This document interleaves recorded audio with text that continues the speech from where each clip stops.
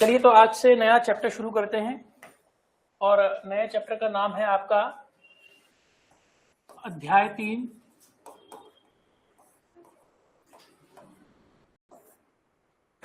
ठीक है, और वो है भारत का अपवाह तंत्र। अपवाह तंत्र, तो भारत का अपवाह तंत्र जो है ये आपका नया टॉपिक है। ड्रेनेज सिस्टम ऑफ इंडिया, इसको क्या बोलते हैं? Drainage system of India.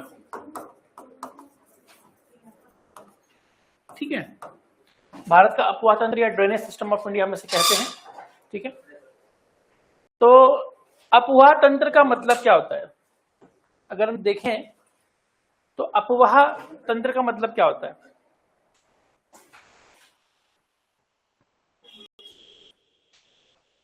तो देखो, अपवाह तंत्र में समझ लीजिए कि एक मुख्य नदी होती है। एक क्या होती है? मुख्य नदी होती है, और उसके साथ छोटी छोटी क्या होती हैं? सहायक नदियां होती हैं। ये सारी नदियां क्या हैं? सहायक नदियां हैं। कैसी नदियां हैं ये? सहायक नदियां हैं। ठीक है, ये सहायक नदियां हैं। और जो ये नदी आप देख रही क्या है? मुख्य नदी देख रहे हैं। ये क्या देख रहे हैं आप? मुख्य नदी। तो मुख्य नदियों के साथ जो है वो क्या हो रही है? सहायक नदी जुड़ रही है। दिख रही हैं आप लोग? तो मुख्य नदी के साथ क्या जुड़ रही है? सहायक नदियां जुड़ रही हैं, और पृथ्वी के धरातल पर क्या कर रही हैं? बह रही हैं। पृथ्वी के धरातल पर क्या कर रही हैं? बह रही हैं। और अंत में जाकर ये नदियां जो होती है वो क्या होती हैं? अंत में जाकर ये नदियां जो होती है क्या होती है? समुद्र में क्या होती है? मिल जाती हैं। समुद्र कह लीजिए, या और भी जगह झील कह लीजिए, या कुछ भी कह लीजिए। ठीक है, या दलदल कह लीजिए, कहीं भी जाके क्या हो जाती है? ये मिल जाती है। इतना क्लियर है? यस और नो? तो अपवाह तंत्र, जिसको ड्रेनेज सिस्टम हम कहते हैं, तो ड्रेनेज सिस्टम क्या है? तो आप उसमें लिखेंगे अपवाह तंत्र। पहले लिखोगे अपवाह तंत्र। किसी मुख्य नदी एवं उसके सहायक नदी, किसी मुख्य नदी एवं उसकी सहायक नदी, किसी मुख्य नदी एवं उसकी सहायक नदियां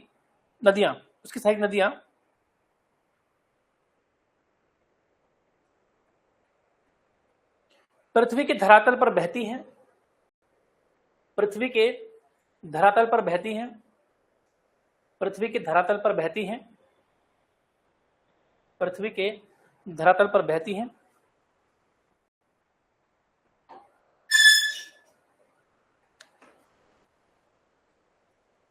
और जल को सागर, झील, दलदल इत्यादि में गिराती है। सागर, झील, दलदल इत्यादि में गिराती हैं।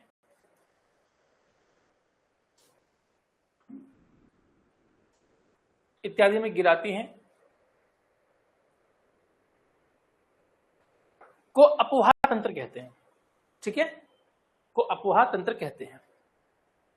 तो अपवाह तंत्र का मतलब आप लोगों को समझ में आ गया होगा कि अपवाह तंत्र और कुछ नहीं बल्कि क्या है? एक नदी है, उसके साथ क्या है?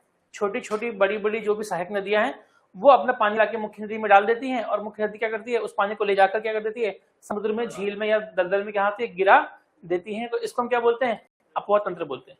लेकिन अगर मैं इसको देखूं, अगर मैं इसको एक डायग्राम को मैं पूरा कंप्लीट कर दूं कि भाई ये पूरा का पूरा सिस्टम क्या है, ये पूरा का सिस्टम क्या है, इस पूरे सिस्टम के लिए एक शब्द आता है और वो है रिवर बेसिन। क्या आता है? रिवर बेसिन, या इसको आप नदी बेसिन भी कह सकते हैं। नदी बेसिन। तो अगला नोट लिखेंगे आप लोग रिवर बेसिन या नदी बेसिन। ठीक है, अगला नोट लिखेंगे आप लोग रिवर बेसिन या नदी बेसिन।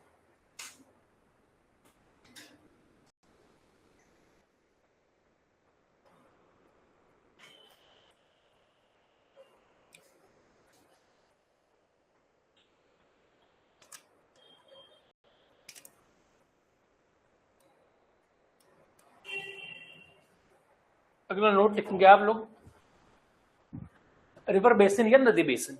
ठीक है, तो रिवर बेसिन क्या है लिखेंगे,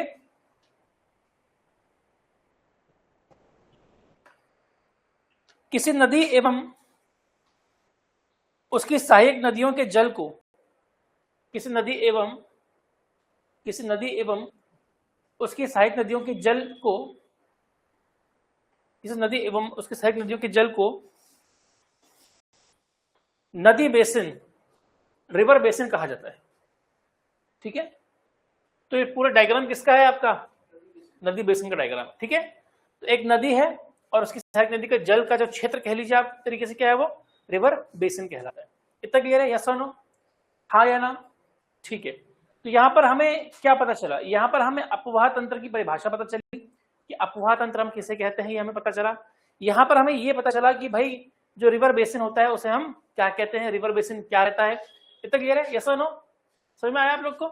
ठीक है, अब यहां पर आपके सामने एक मैप है और इस मैप में आपको दिख रहा होगा कि भारत में नदियों का क्या है, जाल है।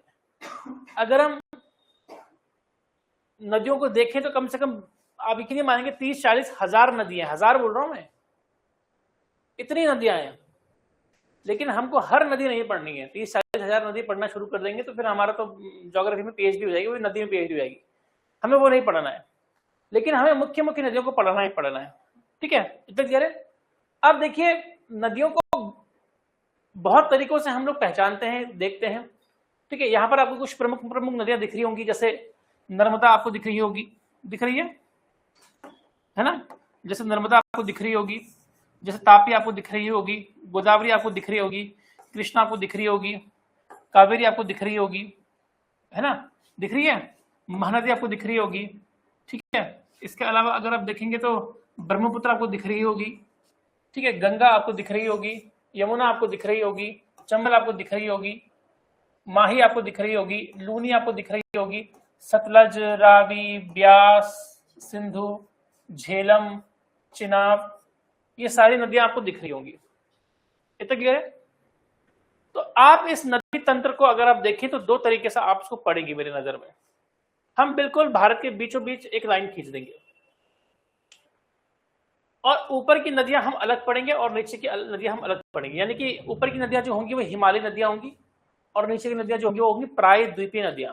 जो प्रायद्वीप भारत में क्या होती हैं, इस प्रायद्वीप भारत में बहती हैं, उसको हम क्या बोलेंगे, प्रायद्वीपीय नदियां बोलेंगे। ठीक है, अभी मैं क्लासिफिकेशन नहीं कर रहा हूं, लेकिन हिमालय का क्षेत्र से निकलने वाली नदियों का क्षेत्र अलग होगा और जो आपकी प्रायद्वीप के क्षेत्र से निकलने वाली नदियों का क्या होगा, क्षेत्र अलग होगा। इन नदियों का रूप अलग होगा, इन नदियों की प्रकृति अलग होगी, इन नदियों का बहना अलग होगा, हर प्रकार से क्या होंगी, अलग अलग होंगी। ठीक है, ये दिमाग में भर के चलिएगा। इतना क्लियर है, यस और नो? तो विंध्याचल के ऊपर ऊपर आपका हिमालय है, हिमालय नदी तंत्र, और विंध्याचल के नीचे नीचे आपका क्या है, प्रायद्वीपीय नदी तंत्र है। इतना क्लियर हो गया? तो सीमा क्या है हमारे सामने, बताइए, सीमा क्या है हमारे सामने, विंध्याचल, हिमालय के ऊपर, विंध्याचल के नीचे। इतना क्लियर है, यस और नो? समझ में आप लोगों को? चलिए, तो ये तो आपके दिमाग में आ गया होगा कि आपको नदियों को दो तरीके से पढ़ना है, हिमालय से बहने वाली नदियां और प्रायद्वीपीय क्षेत्र में बहने वाली नदियां। लेकिन यही केवल मात्र हमारे पास ऑप्शन नहीं है। ठीक है, यहां पर भी आपको नदियों का प्रकार दिख रहा होगा और आपको पास होना ही चाहिए। अब सबसे पहली चीज कि हम यहाँ पर कुछ शब्दावली को जानेंगे और कुछ ही कुछ को लिखेंगे, हमें सारे शब्द को लिखने की जरूरत नहीं है। ठीक है, अब यहाँ पर अपवाह तंत्र का जल ग्रहण क्षेत्र के आकार के आधार पर वर्गीकरण। तो जो अपवाह तंत्र होता है आपका, अब आप लिखेंगे अपवाह तंत्र का वर्गीकरण, अब लिखेंगे अपवाह तंत्र का वर्गीकरण, क्लासिफिकेशन ऑफ ड्रेनेज सिस्टम, अपवाह तंत्र का वर्गीकरण। ठीक है, अब आप लिखेंगे अपवाह तंत्र का वर्गीकरण। और पहला वर्गीकरण किसके आधार पे है बताइए, पहला वर्गीकरण है किसके आधार पे, पहला वर्गीकरण है जल ग्रहण कैचमेंट एरिया के आधार पर। पहला वर्गीकरण क्या है, जल ग्रहण या कैचमेंट एरिया के आधार पर। ठीक है, जल ग्रहण क्षेत्र का मतलब समझते हैं। जल ग्रहण क्षेत्र का मतलब ये होता है कि जब एक नदी चलती है और उसकी सहायक नदियां जब बहती हैं तो कितने इलाके में वो क्या करती हैं, अपने जल को बहाती हैं, उसको हम क्या बोलते हैं, जल ग्रहण क्षेत्र है। इतना क्लियर है, समझ में आया? जल ग्रहण मतलब कि जल को ग्रहण करना, यानी कि जमीन जल को कितना क्या कर पा रही है, ग्रहण कर पा रही है, उसकी बात कर रहे हैं। इतना क्लियर है? Yes no? तो यहाँ पर आपको सारे नहीं पढ़ने हैं, यहाँ पर आपको मैं 3 चीजों में आप पे जोर डालूंगा और यही 3 चीजें आपको स्टार्टिंग में लिखनी है, ये 3 चीजें, बाकी मेरे हिसाब से जरूरी नहीं है। पहली चीज आपको ऐसे बनाना है, श्रेणी, जल ग्रहण क्षेत्र और विशेषताएं, आपको कॉलम बनाना है यही। पहले लिखेंगे श्रेणी, दूसरे लिखेंगे जल ग्रहण क्षेत्र और तीसरी विशेषता, इसी में कॉलम बनाइए आप लोग। श्रेणी हो जाएगा, ठीक है, श्रेणी हो गया, श्रेणी हो गया आपका, जल ग्रहण क्षेत्र हो गया आपका, और विशेषता हो गया, ऐसे आप टेबल बनाइए, ठीक है। और इसी पे हम लोग 3 चीजों पे बात करेंगे, चौथी चीज पे हमने बात करनी ही नहीं है। इतना क्लियर है? अब इन 3 चीजों में हमें क्या देखने को मिलता है? सबसे पहले आप लिखेंगे नदी बेसिन, हालांकि मैं आपको पढ़ा चुका हूं। सबसे पहले आप क्या लिखेंगे? नदी बेसिन। और नदी बेसिन में जो जल ग्रहण क्षेत्र होता है ये 50,000 हेक्टेयर से अधिक होता है, ठीक है। नदी बेसिन में जो जल ग्रहण क्षेत्र होता है वो 50,000 हेक्टेयर से क्या होता है? अधिक होता है, ठीक है। और ये तो डेफिनेशन मैंने आपको अभी लिखा ही चुका हूं। क्या है नदी बेसिन की डेफिनेशन? क्या है? किसी प्रमुख नदी एवं उसके सहायक सभी सहायक नदियों का संपूर्ण अपवाद क्षेत्र। इतना क्लियर है? तो नदी बेसिन क्या होता है? एक मुख्य नदी होती है, उसकी सहायक नदी का क्षेत्र होता है, जितने इलाके में वो बहती है उसको हम क्या बोलते हैं? नदी बेसिन कहते हैं। और ये इलाका जो होता है कम से कम कितना होना चाहिए? 50,000 हेक्टेयर, और 50,000 हेक्टेयर से ही ज्यादा ही होना चाहिए, कम नहीं होना चाहिए। इतना क्लियर है? तो अगर मैं बोल रहा हूं कि मैं कह रहा हूं कि एक नदी बेसिन है, तो भाई नदी तो छोटी छोटी नदियां भी होती हैं, तो हर किसी को बेसिन बोल दूंगा क्या? नहीं, मैं हर किसी को बेसिन नहीं बोल सकता हूं। तो मैं किसको बेसिन बोलूंगा? मैं ऐसे ही इलाके को बेसिन बोलूंगा जिसमें क्या दिखेगा मुझे? 50,000 हेक्टेयर से अधिक का क्षेत्र दिखेगा, उसी को मैं क्या बोलूंगा? नदी बेसिन बोलूंगा। इतना पॉइंट समझ में आया बच्चों? यस और नो? क्लियर है? ठीक है। अब दूसरा होता है उप बेसिन। नदी बेसिन का छोटा भाई क्या होता है? उप बेसिन। तो उप बेसिन भी नदी बेसिन जैसा ही होता है। उप बेसिन भी कैसा होता है? नदी बेसिन जैसा ही होता है, बस इसमें जो एरिया है वो कितना है? 10,000 से लेकर 50,000 हेक्टेयर का क्षेत्र जो है, ठीक है। तो 10,000 से लेकर 50,000 हेक्टेयर का जो क्षेत्र होता है उसे हम बोलते हैं उप बेसिन। क्या बोलते हैं? उप बेसिन। ये सब बेसिन हम उसको कहते हैं। इतना क्लियर है? और इसमें भी सेम डेफिनेशन होगी, बड़ी नदियों की सहायक नदियों का विस्तृत क्षेत्र। सेम डेफिनेशन, डेफिनेशन में कोई चेंज नहीं होगा, डेफिनेशन में कोई चेंज नहीं होगा, विशेषता में कोई चेंज नहीं होगा। विशेषता लिखा है ना, इसको लिखो विशेषता में। डेफिनेशन में कोई चेंज नहीं होगा, इसी को ऐसे कर देना इसके नीचे, ठीक है। क्लियर है? बस चेंज कहां पर हो रहा है? चेंज कहां पर हो रहा है? एरिया में। यहां पर एरिया कितना है? 10,000 और 50,000 के बीच का। अब तीसरा जो है वो है वाटरशेड, जिसको बोलते हैं जल ग्रहण क्षेत्र। वाटरशेड इंग्लिश में भी वैसे ही लिखोगे और हिंदी में भी लिखोगे इसको, वाटरशेड या जल ग्रहण क्षेत्र हम जिसको कहते हैं, ठीक है। वाटरशेड या जल ग्रहण क्षेत्र हम किसको कहते हैं? तो अगर आप यहां पर वाटरशेड या जल ग्रहण क्षेत्र को देखेंगे तो भाई याद रखो यहां पर क्या है, अभी बेसिन और वाटरशेड में क्या अंतर होता है? बेसिन में बड़ी नदी होती है, लेकिन वाटरशेड में क्या होता है? छोटी नदी होती है। तो यहां पर देखो कि किसी छोटी नदी या सहायक नदी का संपूर्ण अपवाद क्षेत्र। इतना क्लियर है? यस और नो? अगर नदी बेसिन, अगर नदी बड़ी है तो क्या बोलोगे आप उसे? बताओ क्या बोलोगे आप उसे? बेसिन बोलोगे। और अगर नदी क्या है? छोटी है और उसका एरिया 1,000 से लेकर कितना है? 10,000 हेक्टेयर का है, तो उसको क्या बोलोगे आप? वाटरशेड या क्या बोलोगे? हाँ, जल ग्रहण क्षेत्र। समझ में आ गया? ये डिवीजन करना, केवल 3 ही के डिवीजन करना है, हमें बाकी के डिवीजन करने की जरूरत नहीं है। इतना क्लियर है? Yes no?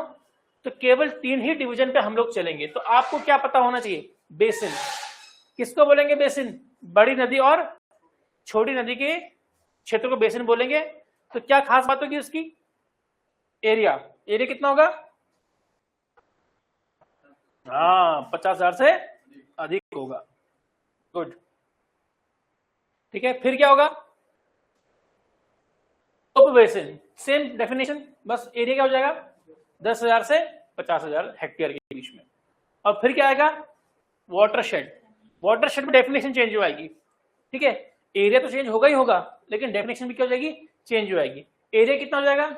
1,000 से 10,000 हेक्टेयर हो जाएगा, लेकिन डेफिनेशन क्या हो जाएगी? कि छोटी नदी एवं उसकी सहायक नदी का संपूर्ण अपवाद क्षेत्र जो होता है उसको हम क्या बोलते हैं? वाटरशेड या जल ग्रहण क्षेत्र कहते हैं। इतना क्लियर हो गया? यस और नो? ठीक है, चलिए अब दूसरा वर्गीकरण। पहला वर्गीकरण किसके आधार पर था? कैचमेंट एरिया के आधार पे कि जल ग्रहण क्षेत्र कितना है। तो जल ग्रहण क्षेत्र 50,000 से ऊपर, 10,000 से 50,000 के बीच में और 1,000 से 10,000 के बीच में, तो हमने उसको क्या कर दिया? वर्गीकरण कर दिया। अब दूसरा वर्गीकरण जो है वो है उत्पत्ति के आधार पर अपवाह तंत्र, ठीक है, on the basis of origin. Clear है? तो उत्पत्ति के आधार पे वर्गीकरण, ये बड़ा इंपॉर्टेंट है बच्चों, और ये एग्जाम में आता ही आता है। ये बड़ा ही इंपॉर्टेंट है और एग्जाम में आता ही आता है। इसको आपको ध्यानपूर्वक पढ़ना पड़ेगा। अगर आप इसे ध्यानपूर्वक नहीं पढ़ोगे तो मामला क्या हो जाएगा? गड़बड़ हो जाएगा। ठीक है, तो इसको बहुत ध्यानपूर्वक पढ़ना। ठीक है, तो उत्पत्ति के आधार पर, ठीक है, उत्पत्ति का मतलब कि नदी जब बनी होगी, नदी जब जन्म लिया होगा नदी ने, तो जन्म लेने से लेकर आज तक जितने भी उसके इतिहास रहा है और स्थलाकृतियों के साथ, नदी का संबंध किससे होता है? पहाड़ से। नदी का संबंध किससे होता है? मैदान से। नदी का संबंध किससे होता है? बहने के तरीके से। नदी यही तो करती है, बताइए। नदी का संबंध किससे है? पहाड़ से तो है कि नदी पहाड़ में कैसे बहती है, पहले थी कि बाद में थी, उस प्रकार से। अब यहाँ पर जो सबसे पहली नदी हम लोग जो देख रहे हैं, आपकी पहली नदी कौन सी है? आपकी पहली नदी है, ठीक है, वो है आपका क्या? पूर्ववर्ती अपवाह तंत्र, जिसको हम बोलते हैं अंग्रेजी में एंटीसीडेंट ड्रेनेज। क्या बोलते हैं हम इसे? एंटीसीडेंट ड्रेनेज बोलते हैं। तो पूर्ववर्ती अपवाह तंत्र, ठीक है, हेडिंग डालेंगे पूर्ववर्ती अपवाह तंत्र, ठीक है, और बड़े गौर से करना उसको, ठीक है। इतना क्लियर है? समझ में आया? ठीक है, अच्छा जी। अब एग्जाम में क्या आएगा कि निम्नलिखित में से कौन सी नदी पूर्ववर्ती है? एग्जाम में क्या आएगा कि निम्नलिखित में से कौन सी नदी क्या है? पूर्ववर्ती है। क्या आपको मेरी बात समझ में आ रही है? बताइए, क्या आपको मेरी बात समझ में आ रही है? यस और नो? ओके, आ रही है, बहुत अच्छी बात। सबसे पहली बात कि पूर्ववर्ती नदियां हम किसको कहते हैं, थोड़ा ध्यान से पढ़ेंगे। ऐसी नदियां जो पर्वत निर्माण से पहले से बह रही थी, मतलब कि ये पहले से क्या हो रही थी? बह रही थी। पर्वत नहीं था, ये बह रही थी, ये बह रही थी। अब क्या हुआ? अब क्या हुआ कि पर्वत बनना शुरू हो गया। पर्वत बना, तो अब पर्वत जब बना तो इसने अपना मार्ग चेंज नहीं करा, बल्कि क्या करा? पर्वत को काटा और काट कर क्या हो गई? आगे बढ़ गई। पर्वत को काटा और काट कर क्या हो गई? आगे बढ़ गई। पर्वतों में इसने बड़े बड़े खड्डे कर दिए। पर्वतों ने इसमें क्या कर दिए? पर्वतों में इसने क्या कर दिए? बड़े बड़े क्या कर दिए? खड्डे कर दिए। इन खड्डों को क्या कहा गया? इन खड्डों को कहा गया गॉर्ज। क्या कहा गया? गॉर्ज कहा गया। इन खड्डों को क्या कहा गया? गॉर्ज कहा गया। इतना क्लियर है? यस और नो? तो बताओ, पूर्ववर्ती नदी किसे बोलेंगे हम लोग? पर्वत से पहले, जिसका निर्माण क्या हो गया होगा? पर्वत से पहले हो गया। तो लिखेंगे आप इसी को कि ऐसी नदियां जो पर्वत निर्माण से पहले से बह रही थी, पहला पॉइंट। दूसरा पॉइंट, पर्वतों के उठने के बाद भी नदी ने अपना मार्ग नहीं बदला, उसने अपना मार्ग नहीं बदला और पर्वतों को काट कर बहती रही, ठीक है, और गहरी घाटियों का निर्माण करा। और उन गहरी घाटियों को क्या बोला गया? गॉर्ज बोला गया। जॉर्ज नहीं, गॉर्ज बोला गया, ठीक है। उन गहरी घाटियों को क्या बोला गया? गॉर्ज बोला गया।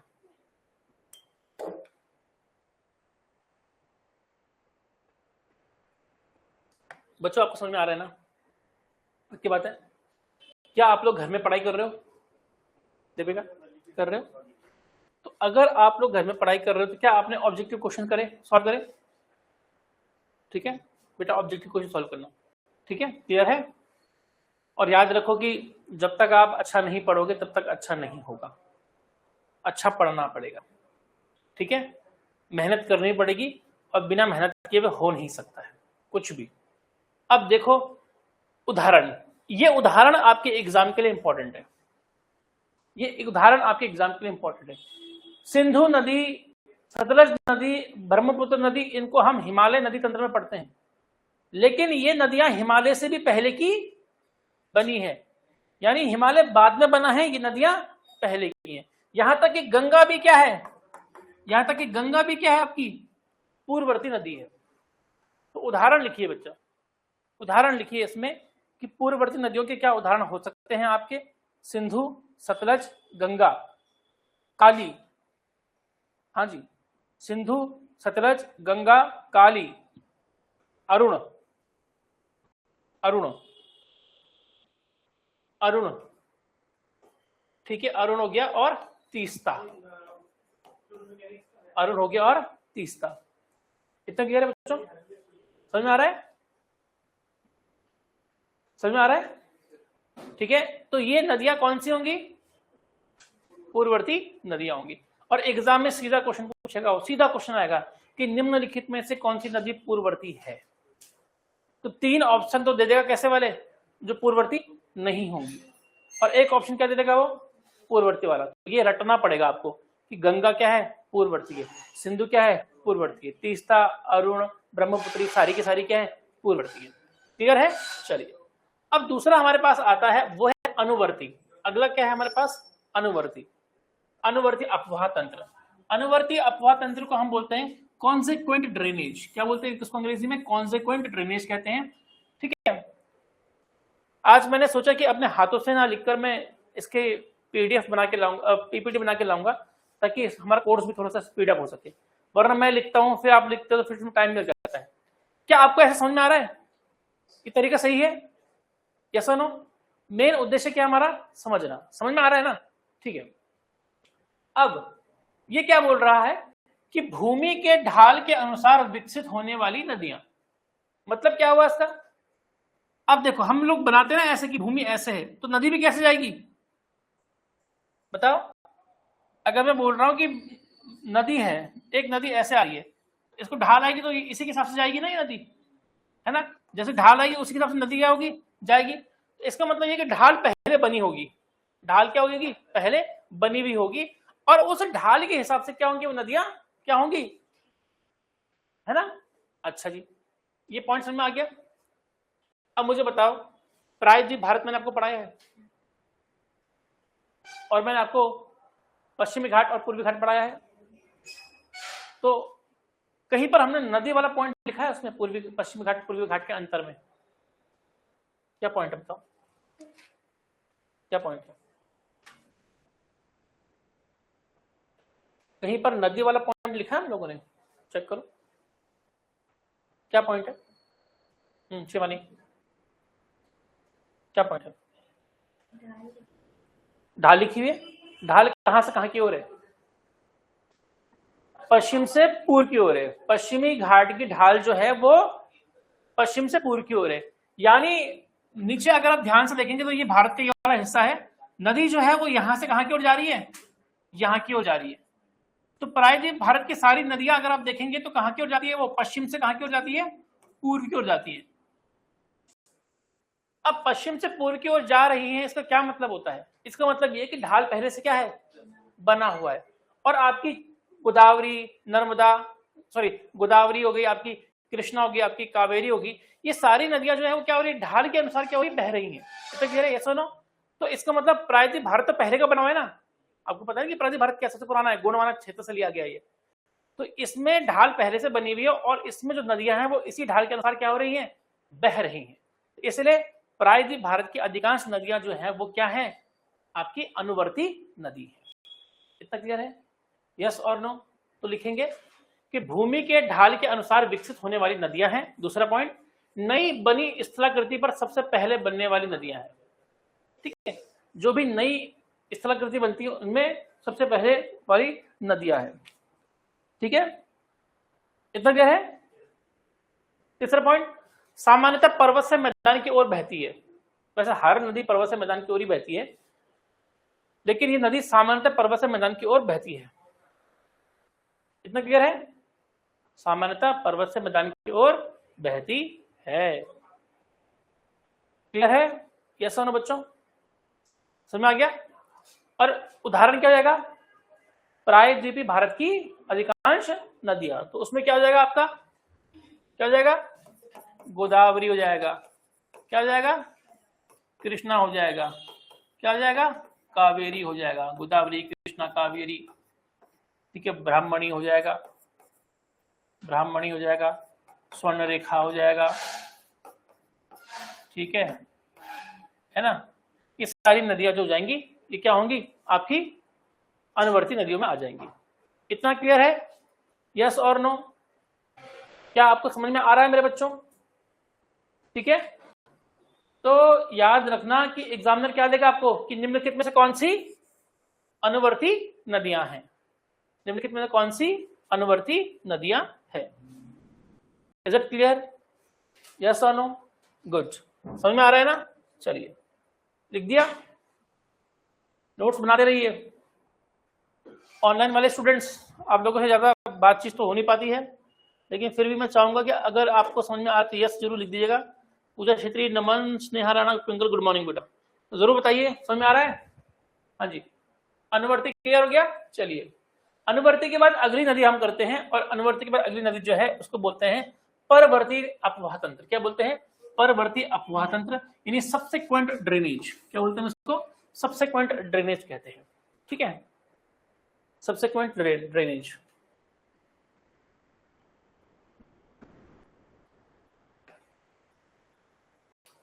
अच्छा जी,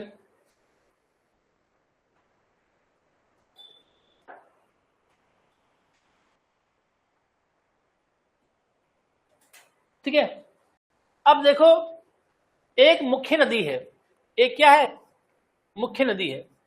तो इस मुख्य नदी में मिलने वाली जितनी क्या है, सहायक नदियां हैं, उन सभी सहायक नदियों को क्या बोलते हैं हम? क्या बोलते हैं? परवर्ती कहते हैं। तो मतलब मुख्य नदी के साथ मिलने वाले सहायक नदियों को हम क्या बोलते हैं? परवर्ती कहते हैं। इतना क्लियर है? यस और नो? तो यमुना परवर्ती है कि मुख्य नदी है? परवर्ती। किसकी परवर्ती है? गंगा की। चंबल परवर्ती की मुख्य नदी है? चंबल के परवर्ती की मुख्य नदी है?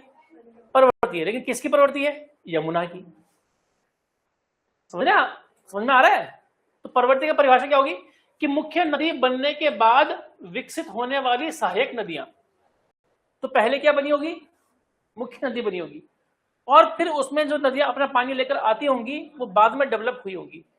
तो क्या होगा बताइए, क्या लिखेंगे हम लोग कि मुख्य नदी के विकसित होने के बाद, मुख्य नदी बनने के बाद विकसित होने वाली सहायक नदियां। इतना क्लियर है? यस और नो? अब इसकी खास बात क्या होती है? ये कमजोर चट्टानों एवं भ्रंश के अनुरूप बहती है। तो जहां कमजोर चट्टान होती है, जहां भ्रंश यानी खड्डा होता है, वहां ये क्या होती है? बहना शुरू कर देती है, और मुख्य नदी में क्या होती है? मिल जाती है। इतना क्लियर है? और ये बात याद रखिएगा, नोट में लिखिएगा इसको, कि जब भी ये मुख्य नदी से मिलती हैं तो 90 डिग्री पे मिलती है। देखो ये मुख्य नदी होगी, इसमें सहायक नदी मिल रही है, सहायक नदी होगी, तो कोण कौन सा बनेगा? ये कौन सा कोण है? ये 90 डिग्री है। तो ठीक है, तो जब भी आपकी सहायक नदी क्या है, जब भी आपकी सहायक नदी जो है वो मुख्य नदी से मिलती है, तो ऐसी स्थिति में वो क्या कहलाती है? परवर्ती नदी कहलाती है। इतना क्लियर है? तो परवर्ती नदी का उदाहरण में हमें क्या मिलता है? उदाहरण लिखेंगे आप लोग, चंबल, सिंध, बेतवा, सोन। चंबल, सिंध, पंचंबल, सिंध, बेतवा, सोन, केन, ये सारी की सारी नदियां जो हैं कैसी हैं? परवर्ती नदी है। इतना क्लियर है? ठीक है, ये सभी के सभी इनके उदाहरण हैं। और ध्यान रखना, इन सभी नदियों के नाम आपको पता होने चाहिए मेरे बच्चों, इन सभी नदियों के नाम आपको पता होने चाहिए। गंगा, जमुना बस ये काफी नहीं है, अब और नाम भी पता होने चाहिए। ठीक है, इतना क्लियर है? यस और नो? तो घबराइएगा मत, हो जाएंगे। कोई भी बच्चा ये मत सोचो कि अरे ये भी याद करना होगा। पढ़ते रहो, तुम देखोगे कि अपने आप तुम्हें क्या हो जाएगा? याद हो जाएगा, तुम्हें एक्स्ट्रा एफर्ट डालने की जरूरत नहीं पड़ेगी। ठीक है, लेकिन ये तो पक्का है कि जिस पॉइंट में मैं बोलता हूँ कि इसको याद करना है तो याद करना ही पड़ेगा। इतना क्लियर है? पहली नदी अपवा कौन सा था हमारा? एंटीसीडेंट, मतलब पूर्ववर्ती। दूसरा कौन सा था हमारे पास? बताइए, अनुवर्ती। ठीक है, तीसरा कौन सा हमारे पास? परवर्ती। इतना क्लियर है? यस और नो? सबसेक्वेंट। इतना क्लियर है? यस और नो? ठीक है, चलिए एक बार एक इंग्लिश मीडियम वाले को मैंने ऐसे पढ़ा दिया, एंटीसीडेंट, उसे याद ही नहीं हुआ। मैंने बोला पूर्व समझ जाओगे? हाँ पूर्व, हाँ पूर्ववर्ती। तो कई बार क्या होता है कि हम लोग ना गलत डायरेक्शन में चले जाते हैं। ठीक है, क्लियर है? तो मैं पूर्व आसान है ना, पूर्व मतलब पहला, पूर्व मतलब पहले, ठीक है। चलिए अब नेक्स्ट कौन सी है, अध्यारोपित। नेक्स्ट कौन सी है, अध्यारोपित, है ना, सुपर इम्पोज्ड ड्रेनेज, अध्यारोपित सुपर इम्पोज्ड।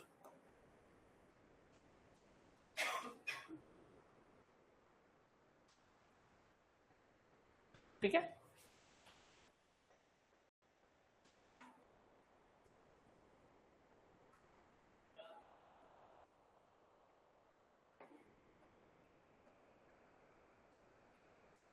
अब देखो ये क्या बोल रहा है, जरा ध्यान से देखना, ठीक है।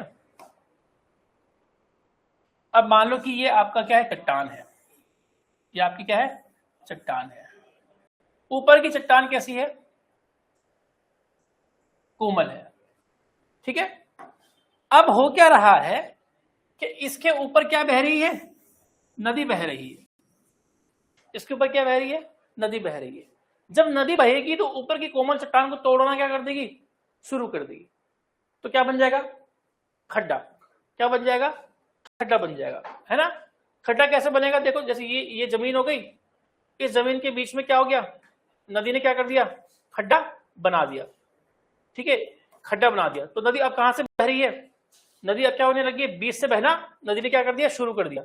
और धीरे धीरे नदी बह रही है, बह रही है, बह रही है, और गहरी पे गहरी होते जा रही है, इतना गहरे, और गहरी से गहरी होते जा रही है। कहां तक जा रही है, जब तक कि ये कहां तक नहीं पहुंच रही है, कठोर चट्टान तक नहीं पहुंच पा रही है, तब तक ये क्या कर रही है, उसको खड्डा करते रह रही है। और खड्डा करते रह रही है, अपना मार्ग चेंज नहीं कर रही है, अपना मार्ग चेंज नहीं कर रही है, बल्कि खड्डा कर रही है, खड्डा करते करते आगे बढ़ रही है। कभी कभी क्या होता है कि नदी क्या होती है, जब उसको बहुत ज्यादा कहीं पर क्या मिलता है, रुकावट मिलती है, तो अपना मार्ग क्या कर देती है, चेंज कर देती है। तो वो अपना मार्ग चेंज नहीं कर रही है, उस खड्डे को और गहरा कर रही है, गहरा करते करते क्या हो रही है, आगे बढ़ रही है। इतना गहरे कैसा हो। तो नदी पहले ऊपरी मुलायम चट्टान पर विकसित होती है, यानी नदी क्या होगी, देखो पहले कुछ नहीं है, ढाल नहीं है, कुछ नहीं है, सुनो मेरी बात, पहले कुछ भी नहीं है, नदी को जाना कहाँ है, नदी को पता नहीं है। अब नदी बहना शुरू हुई, जब नदी बही तो उसे कोमल चट्टान मिली, कोमल चट्टान क्या हुई, पिघलना शुरू हो गई, तो खड्डा बन गया। जैसे खड्डा बनेगा तो ढाल बननी क्या हो जाएगी, शुरू हो जाएगी। अब ढाल बननी क्या हुई, थोड़ी शुरू हुई, फिर नदी और बही, उसने और ढाल कर दी, और ढाल कर दी, ढाल करते करते करते करते उसने क्या कर दिया, अपना ही क्या कर दिया, मार्ग बना दिया। इतना क्लियर है, ये सुनो, ये सुनो। मान लो कि आपने कोई जमीन देखी, प्लेन जमीन है, आपने उसमें पानी डाल दिया। अब पानी कहाँ रहेगा, अगर पानी को हल्का से भी स्लोप मिलेगा, क्या करेगा, वो ढाल में जाना शुरू होगा। शायद उतनी स्पीड नहीं होगी, लेकिन पहली बार में क्या कर देगा, वो उस ढाल में जाते जाते उस मिट्टी को काट देगा। फिर दूसरे बार पानी डालोगे आप, फिर क्या होगा, मिट्टी और काट देगा, और धीरे धीरे उसकी स्पीड क्या जाएगी, बढ़नी शुरू हो जाएगी, ढाल बनाना शुरू कर देगा। ऐसी नदी को क्या बोलते हैं, अध्यारोपित, जो सुपर इम्पोज होती है। सुपर इम्पोज मतलब किसी के ऊपर चढ़ जाना, किसी के ऊपर चढ़ जाने को क्या बोलते हैं, सुपर इम्पोज बोलते हैं। तो नदी पहले ऊपरी मुलायम चट्टान पर विकसित होती है, पहला पॉइंट ये लिखेंगे आप लोग। दूसरा पॉइंट कि बाद में अपर्दन के कारण नीचे की कठोर चट्टान तक पहुंच जाती है, लेकिन अपना पुराना मार्ग बनाए रखती है। इससे गहरी घाटियां बनती हैं, इससे क्या बनती है, गहरी घाटियां बनती हैं। इतना क्लियर है। अब आपको पता है ना चंबल की बीहड़, है ना, पता है चंबल की बीहड़। अपने फोन निकालो और जरा देखो चंबल की बीहड़, देखो जरा। तो चंबल नदी ने क्या करा, चंबल नदी ने मैदान को काटना शुरू कर दिया, और मैदान को काट काट के इतना काट दिया कि उसमें क्या बन गए, गहरे गहरे क्या बन गए, खड्डे बन गए। इतना क्लियर है, यस और नो। गहरे गहरे क्या बन गए, खड्डे बन गए। चंबल की बीहड़, जब गूगल करो, इमेज देखो, चंबल की बीहड़ों की इमेज चेक करो, है ना, मुझे भी दिखाओ, है ना। हाँ, चंबल की बीहड़, तुम्हें तभी आइडिया लगेगा। जितने ऑनलाइन स्टूडेंट देख रहे हैं वो भी देखो अपने मोबाइल पे, चंबल की बीहड़।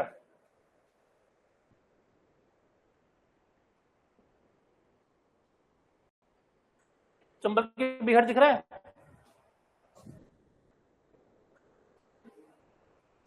कल से मैंने एंशियंट हिस्ट्री के वीडियोस डालने शुरू कर दिए लाइव क्लास में, दिन में शाम को, दिन में 3 बजे करीब वीडियो डाल रहा हूँ। कल भी डाला हुआ है, चेक कर लेना, ठीक है। ऑनलाइन स्टूडेंट दिख रहा है चंबल की बीहड़। अब देखो, कभी ये मैदान क्या रहा होगा, कभी ये मैदान बिल्कुल ऊपर से कैसा रहा होगा, समतल रहा होगा। कभी ये मैदान ऊपर से कैसा रहा होगा, समतल रहा होगा। लेकिन नदियों ने क्या कर दिया, काट काट के गहरी खड्डियां घाटी कर दी। तो चंबल कैसी नदी है, देखो चंबल इससे पहले वाली नदी भी है, कौन सी वाली? परवर्ती भी है। चंबल परवर्ती भी है, लेकिन चंबल कैसी है? अध्यारोपित भी है। चंबल क्या है? परवर्ती भी है, लेकिन चंबल कैसी है? अध्यारोपित भी है, क्योंकि ये क्या करती है? ये गहरी घाटियों का निर्माण करती है। इतना क्लियर है? यस और नो? हाँ या ना बताओ। अरे समझ में आ रहा है?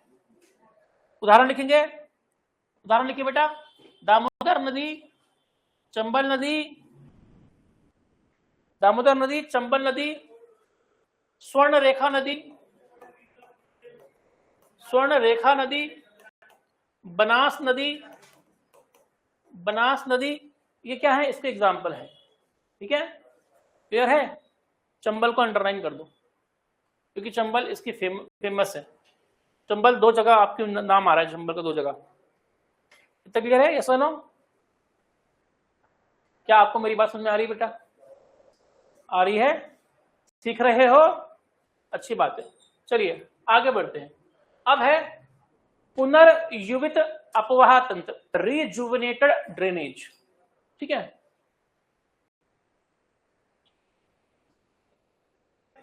ठीक है, अच्छा जी। पुनर्युवित, इसको हम कैसे पढ़ेंगे? पुनर्युवित को मैं कैसे बताऊं आपको? ये मेरे लिए भी बड़ा इंटरेस्टिंग सी बात है। हालांकि बताऊंगा मैं ही, आप टेंशन मत लो, लेकिन सरल तरीका क्या होगा? कुछ बता रही हो? हाँ, उसी में रहते हैं डाकू। ठीक है। पुनर्युवित अपवाह तंत्र, रिजुविनेटेड ड्रेनेज, भूमि के पुनः उत्थान या समुद्र तल में गिरावट के कारण नदी में पुनः अपर्दन की क्षमता बढ़ जाती है। अच्छा जी, ध्यान से देखना, ध्यान से देखना। ठीक है, मान लो ये समतल जमीन है, मान लो ये समतल जमीन है, तो इसमें नदी की स्पीड कैसी होगी? कैसे होगी? धीमी होगी। अगर मैं इसको थोड़ा सा, अगर मैं क्या कर दूं, अगर मैं इसको थोड़ा सा ऊपर उठा दूं, अगर मैं इसको थोड़ा सा क्या कर दूं, ऊपर उठा दूं, ऊपर उठने के बाद ये कैसे हो जाएगा? अब बताइए नदी की स्पीड कैसे होगी? पॉइंट क्लियर हो गया? कैसा ना? दूसरी कंडीशन, दूसरी कंडीशन होगी, सेम है, समतल मैदान है, कहीं पर भी हो सकता है। ठीक है, अगर मैं इसके तल को नीचे कर दूं, अगर मैं इसके तल को नीचे कर दूं, तो अब ये कैसे हो जाएगा? हो जाएगा, हो जाएगा। यहां पर नदी की स्पीड कैसे रहेगी? समतल, लेकिन अब क्या हो जाएगी? पॉइंट क्या होगी, है ना? तो नदी पहले सामान्य रूप में बह रही थी, लेकिन या तो तल ऊपर उठ गया या तल नीचे बैठ गया। इन दोनों के कारण क्या हुआ? नदी को तीव्र ढाल मिली और नदी क्या कहलाई? पुनर्युवित अपवाह। पुनर्युवित मतलब पहले तो मरी हुई नदी चल रही थी, नदी में जान ही नहीं है, आपने बोला मैं पार कर लेता हूं। आपको लगता है कि गंगा जब पहाड़ों में बहती है तो उसमें बड़ी जान है? लगता है? क्यों? जब बहती है तो गड़गड़ आवाज आती है, स्पीड होती है भयंकर, लगता है कि अगर छू गए तो बह जाएंगे, है ना? लेकिन जैसे गंगा प्लेन में पहुंचते हो फिर क्या लगता है, यार पार कर लेंगे, स्पीड ही नहीं। तो नीचे कैसे हो गई? वो खत्म हो गई, बिल्कुल समतल, बेकार। ठीक है, लेकिन अगर उसको पुनः जीवित करना है तो क्या करना पड़ेगा?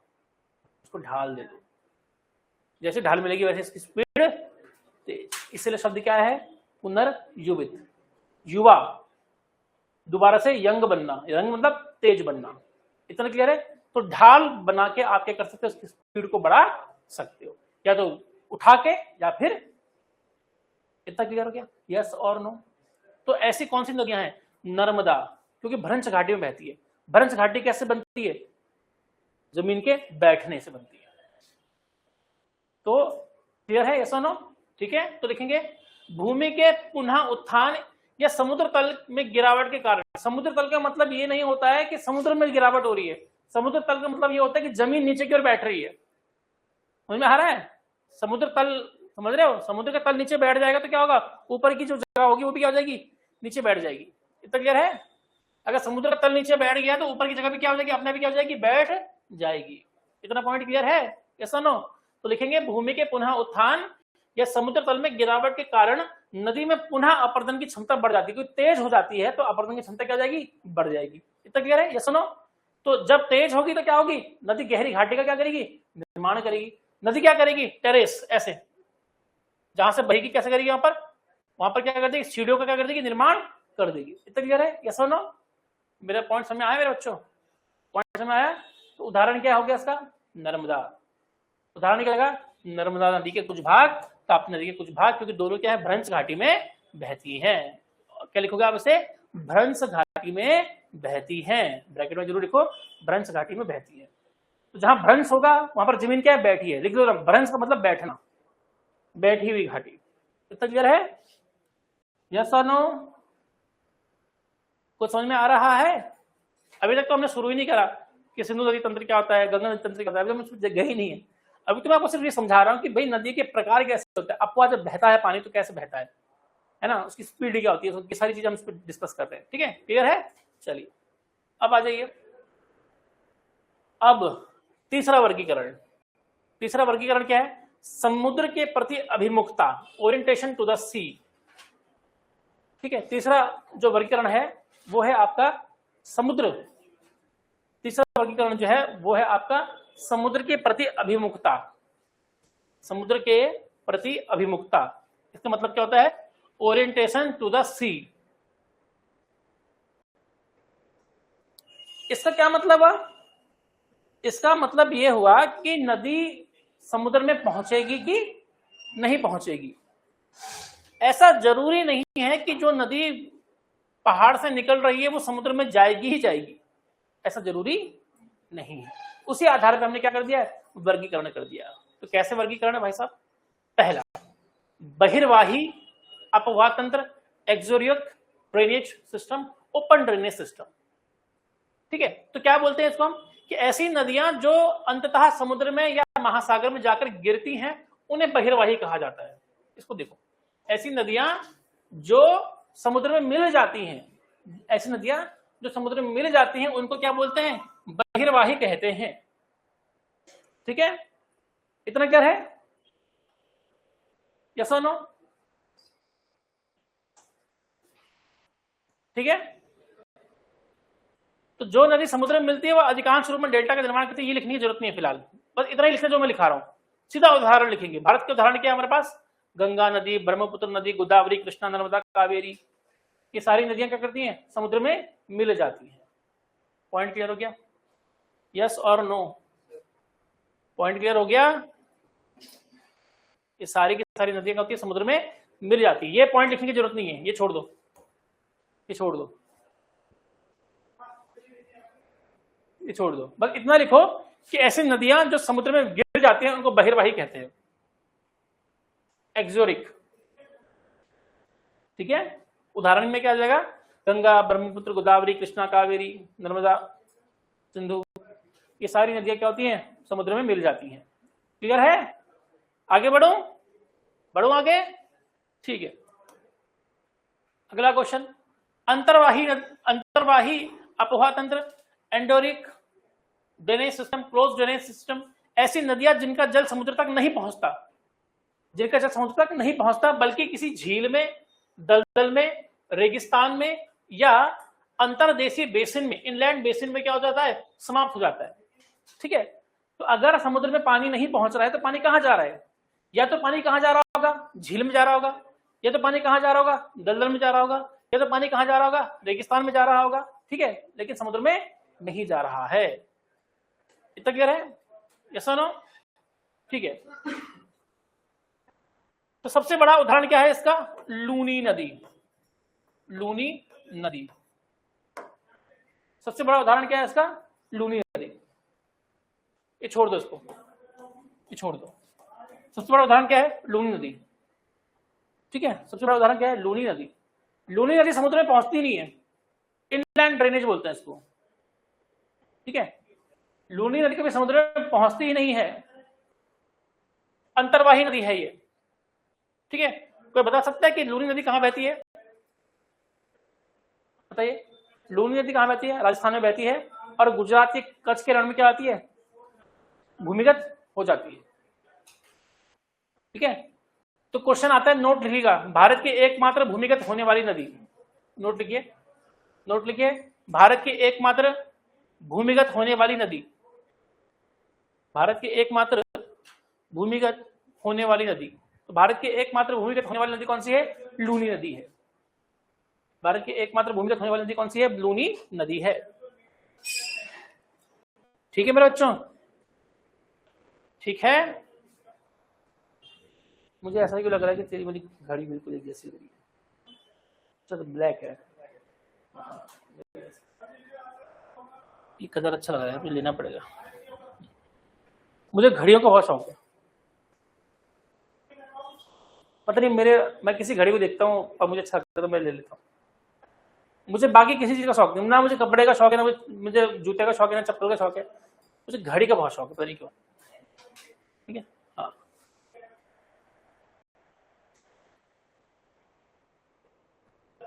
आप में से किसी को है घड़ी का शौक? शिवानी, घड़ी तो नहीं दिखती।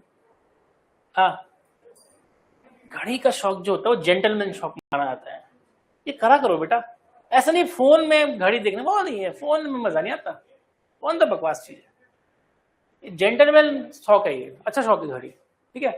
हाँ, अरे जिसपे नहीं है मैं थोड़ी बोल रहा खरीदो है, मैं ये बोल रहा हूँ कि ये शौक अच्छा है तो हमेशा एक अच्छी आदत डालो, है ना। बचपन में बोलते थे रुमाल जेब में रखा करो, तुम लोग तो पता नहीं कही रखते हो जो रुमाल जेब में है, लड़कियां तो फिर भी रख लेती है रुमाल जेब में, है ना। शिवानी के बाद रुमाल हो गया होगा कि उससे चुन्नी से काम चल रहा है? ठीक है, हाँ ठीक है, चलो ठीक है,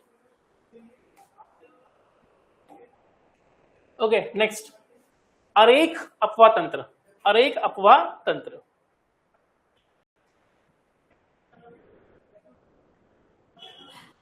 ठीक है।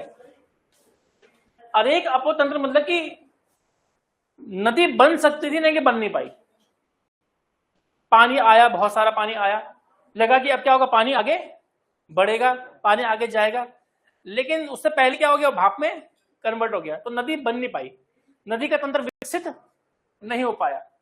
तो कभी कभी बारिश बहुत हो जाती है, पानी निकलना शुरू होता है, लेकिन नदी का तंत्र जब विकसित नहीं हो पाता है तो ऐसे तंत्र को हम क्या बोलते हैं?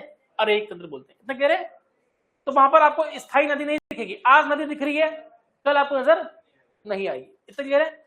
हो सकता है कल आए तो किसी और जगह पे आ जाए, लेकिन वहां पर ना आए, क्लियर है। तो ये मौसमी नदियां, मौसमी में क्या बोलेंगे इसको हम? अचानक बन गई नदी, क्लियर है। सीजनल भी तो होती है, सीजनल भी सीजन आगे तो बनेगी बनेगी, ठीक है। हाँ जी, तो ऐसे क्षेत्र जहां स्थायी नदी तंत्र विकसित नहीं होता, ऐसा क्षेत्र जहां स्थायी नदी तंत्र विकसित नहीं होता, जहां पर स्थायी नदी तंत्र विकसित नहीं होता, मतलब कि प्रॉपर नदी नहीं बनेगी आपको वहां पर, ठीक है। क्योंकि वर्षा बहुत क्या होती है, कम होती है, और जल भूमि में समा जाता है या शीघ्र वाष्पित हो जाता है, कह रहे, तो इसीलिए वहां पर डेवलप नहीं होता है परमानेंट जो आपका सिस्टम है, किसका?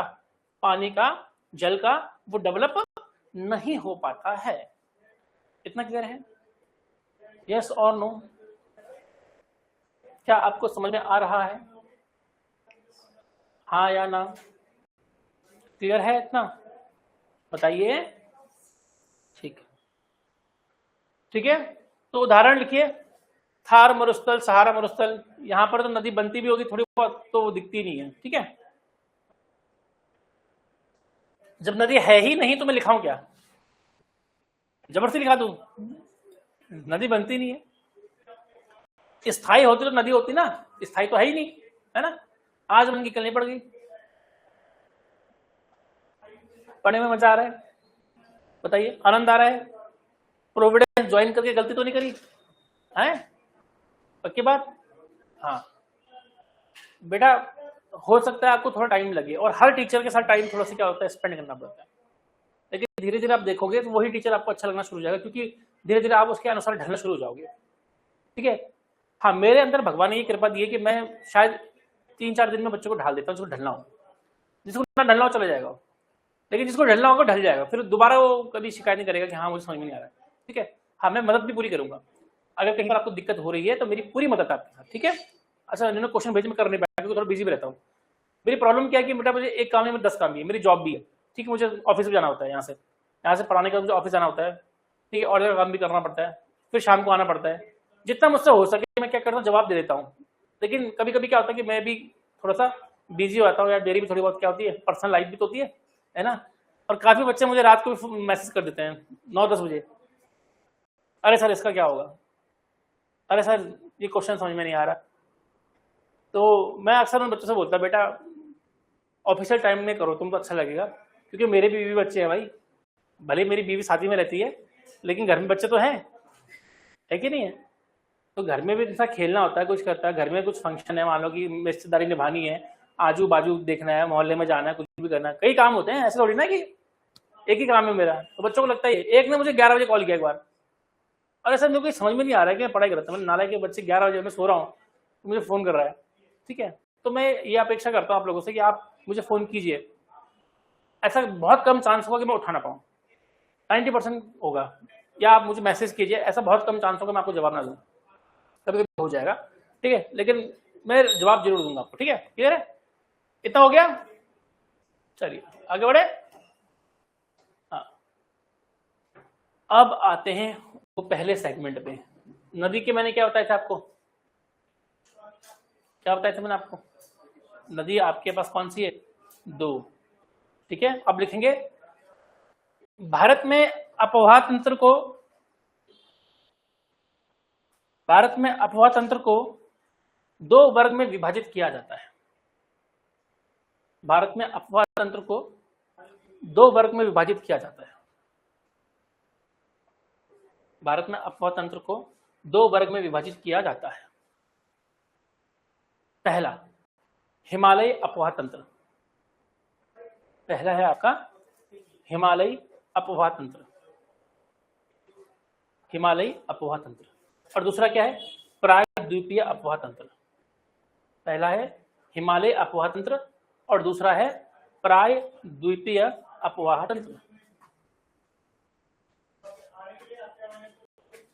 हिमालय अपवाह तंत्र और दूसरा है प्रायद्वीपीय अपवाह तंत्र।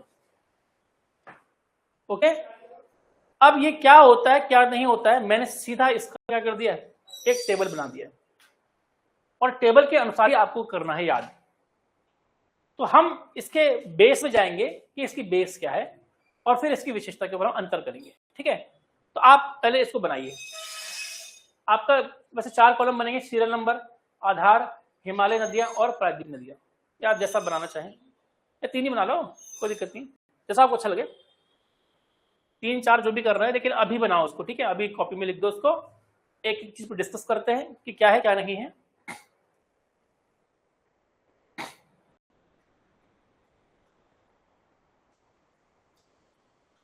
ठीक है, एक एक चीज पर डिस्कस करते हैं।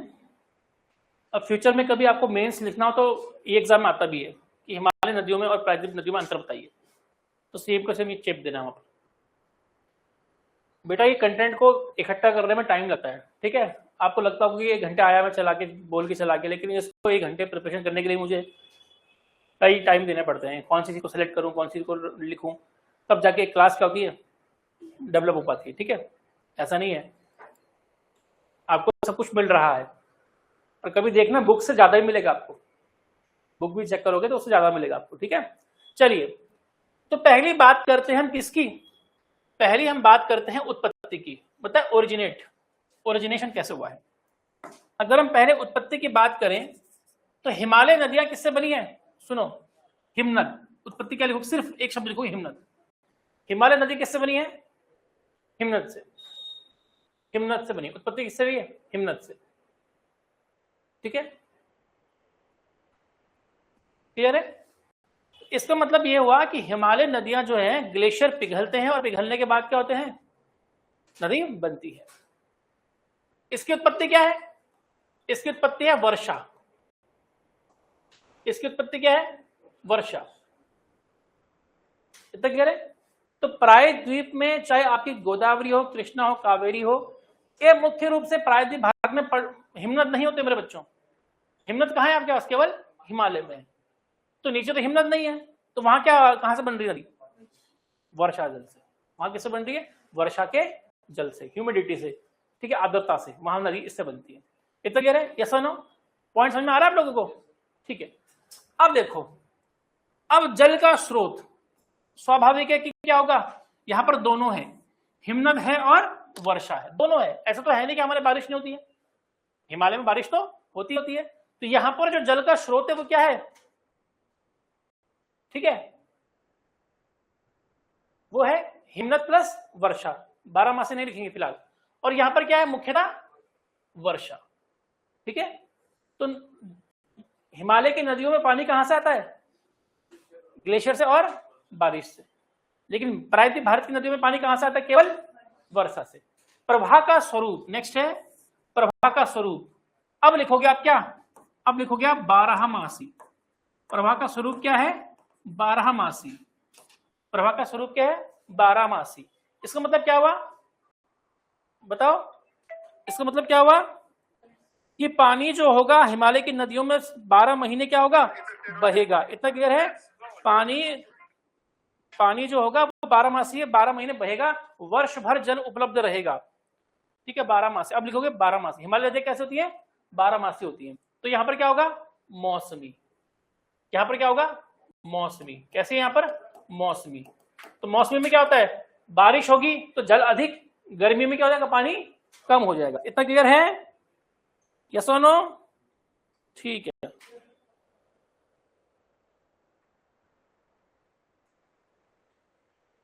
क्लियर है बच्चों? ठीक है, समझ में आ गया? चलिए, अब आयु, अब बात करते हैं आयु की, कि इसकी आयु कैसे होती है। तो अपेक्षाकृत युवा, जो नदी यंग होती है उसकी गति कैसे होती है? तेज, है ना? आयु कैसी है? युवा। ये कैसी है? ओल्ड, प्राचीन। कैसी है? प्राचीन। तो बताओ, हिमालय की नदियां नहीं है कि प्रायद्वीप भारत की नदियां नहीं है? हिमालय। गंगा नहीं है कि गोदावरी नहीं है? गंगा। तो गोदावरी क्या है? गंगा से पुरानी है। इतना क्लियर है? ये सुनो, समझ आ गया? अच्छा जी, अब घाटी का स्वरूप। जब नदी चलती है तो वो अपर्दन करती है, अपर्दन करती है, गहरे गहरे खड्डे बनाती है, वही खड्डे गॉर्ज कहलाते हैं, आगे चल के बड़ी बड़ी घाटियां बन जाती हैं। तो हिमालय में गति कैसी है? तेज है। तो तेज गति में नीचे की ओर क्या होता है? अपर्दन ज्यादा होता है, घाटी गहरी होती है। जब नदी हल्के चलती है तो नीचे की ओर अपर्दन कम और साइड में ज्यादा होता है, तो वहां पर चौड़ापन हो जाता है।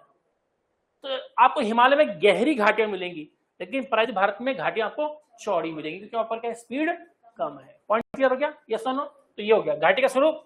गहरी एवं संकरी भी आकार की घाटी होगी। कहां पर? हिमालय में।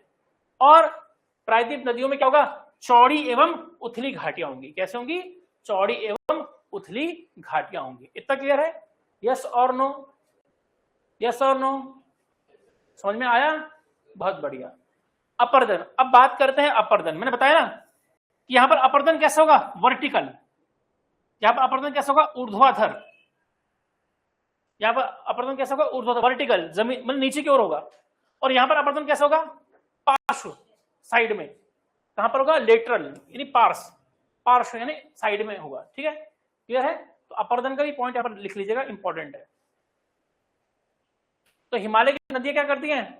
ऊर्ध्वाधर अपर्दन करती हैं, वर्टिकल इरोजन करती हैं। लेकिन जो आपकी क्या है, प्रायद्वीप की नदियां हैं, वो क्या करती हैं? लेटरल मतलब पार्श्व अपर्दन करती हैं, साइड की ओर अपर्दन करती हैं। इतना क्लियर है? ठीक है, समझ में आ गया आपको? हाँ ना बोलो बेटा? ठीक है, नेक्स्ट, घुमाव। घुमाव समझते हो? घुमाव को बोलते हैं मिएंडरिंग। घुमाव को क्या बोलते हैं? मिएंडरिंग। तो मैदान में पहुंचकर अधिक घुमावदार हो जाती है। जैसे ही हिमालय की नदियां मैदान में पहुंचती हैं, सांप के जैसे चलना शुरू कर देती है, सर्पिलाकार। इसलिए यहाँ पर क्या मिलती है? इसको लिख दीजिएगा। इसलिए यहाँ पर क्या मिलती है? गोखुर झील। जहां पर घुमाव ज्यादा होता है वहां पर कौन सी झील मिलती है? गोखुर झील मिलती है। ये गोखुर झील मैंने आपको पढ़ा रखा है। गोखुर झील मिलती है, याद है आपको? गोखुर झील गंगा का मैदान है ना? कौन सा मैदान? उत्तरी, मध्य और पार्श्व, निम्न मैदान। तो मध्य मैदान में क्या मिलता है? गोखुर झील मिलती है। तो घुमाव क्या होता है, यहाँ पर अधिक घुमावदार होता है, और यहाँ पर क्या होता है, अपेक्षाकृत कम घुमावदार होता है, क्योंकि भाई घुमाव तभी होता है जब स्पीड में कोई नदी नीचे की ओर आती है, तब घूमती है, ठीक है। जब स्पीड में नहीं आएगी तो घूमती नहीं है। अब बात करते हैं गाद। गाद का मतलब होता है कि नदी जब अपने साथ लाती है उसको क्या बोलते हैं, गाद बोलते हैं। मिट्टी जो सब कुछ होता है गाद बोलते हैं। तो यहाँ पर क्योंकि तेज गति है तो गाद भी क्या लाएगी, ज्यादा लाएगी, और यहाँ पर गति कम है तो अपर्दन कम होगा, अपर्दन कम होगा तो क्या होगा, गाद भी क्या होगा, कम हो जाएगा, गाद भी क्या हो जाएगा, कम हो जाएगा। इतना क्लियर है, यस और नो, यस और नो, ठीक है। अब है डेल्टा या मुहाना। तो भाई हिमालय से निकलने वाली जो नदियां हैं, हिमालय से निकलने वाली जो नदियां हैं, अधिकांश नदियां जो है वो डेल्टा बनाती हैं। लेकिन ध्यान रखना कि प्रायद्वीप नदियां जो है अगर वो बंगाल की खाड़ी की ओर बह रही हैं, जैसे नर्मदा, गोदावरी, कावेरी, सॉरी गोदावरी, कृष्णा, कावेरी, अगर वो बंगाल की खाड़ी के लिए पूर्व की ओर बह रही है तो डेल्टा बनाएगी।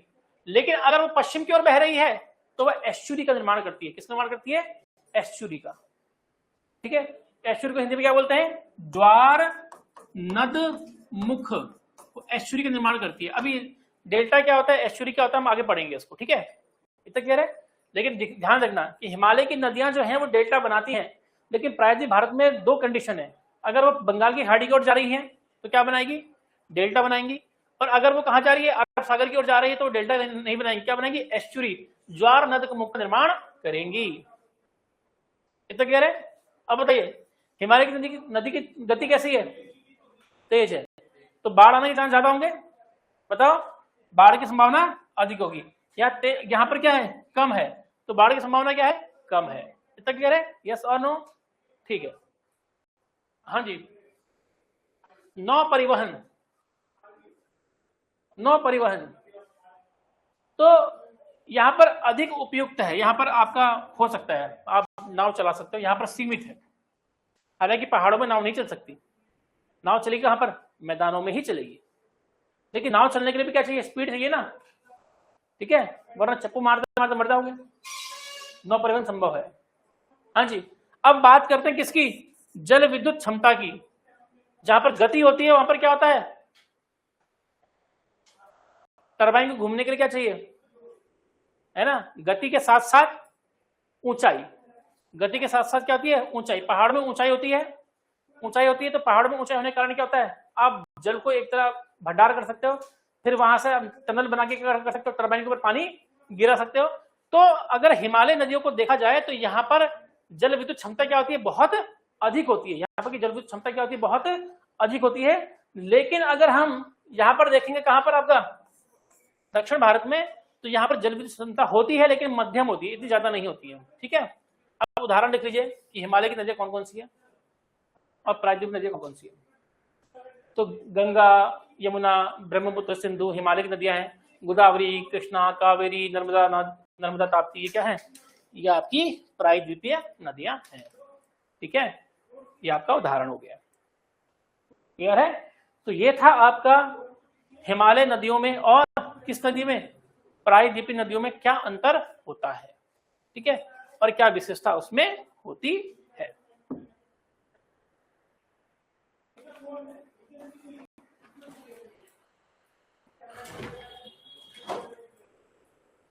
थक गई है, कोई बात नहीं, पहले से स्पीड काफी होगी है, धीरे धीरे हो जाएगा। और बस हारना नहीं है, झुकना नहीं है, ठीक है, आगे बढ़ते रहना है।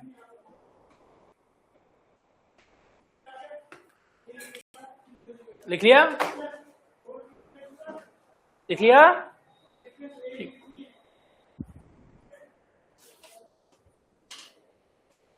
स्क्रीन बहुत ब्लर हो रही है, सभी की स्क्रीन ब्लर हो रही है क्या, हो गया, अब भी है क्या, चलो अब इसको हम कल पढ़ेंगे, ठीक है। हिमालयन रिवर सिस्टम को हम कल पढ़ेंगे कि हिमालयन रिवर सिस्टम क्या होता है, इसको हम कल पढ़ेंगे। फिर पेनिनसुलर रिवर सिस्टम के ऊपर जाएंगे। तो ये थी बेटा आज की क्लास। तो आज की क्लास में आप लोगों ने अपवाह तंत्र को जाना, अपवाह तंत्र के वर्गीकरण को जाना, ठीक है, और साथ ही साथ आपने हिमालय नदियों और प्रायद्वीपीय नदियों के अंतर को जाना और उनमें क्या डिफरेंस होता है आपने जाना, ठीक है। तो आज के लिए इतना काफी है, कल की क्लास में पढ़ेंगे आपका हिमालय नदी तंत्र। धन्यवाद। अच्छा, सैटरडे है। अच्छा कल तो कंप्यूटर की क्लास होगी, चलो कोई बात नहीं, मंडे को पढ़ लेंगे।